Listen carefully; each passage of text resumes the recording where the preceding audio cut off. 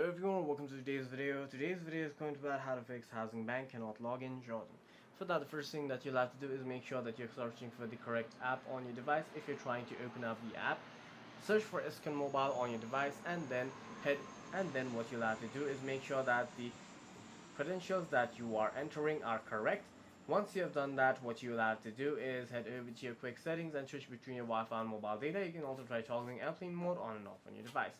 If the issue still persists, simply head over to your quick settings, head over to settings, tap on apps, tap on all apps, head over to the search bar and then search for the Iskan Mobile app on your device. Once you find it, tap on it, scroll down, hit storage and cache, clear the cache of your app and retry. If the issue still persists, simply head over to your app drawer, search for the Iskan Mobile app on your device, long press on the Iskan Mobile app, uninstall it and reinstall it on your device.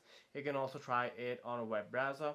If it still does not work, then it is likely a problem on their servers and you may have to wait for them to fix it. For any further questions, please feel free to leave a comment down below.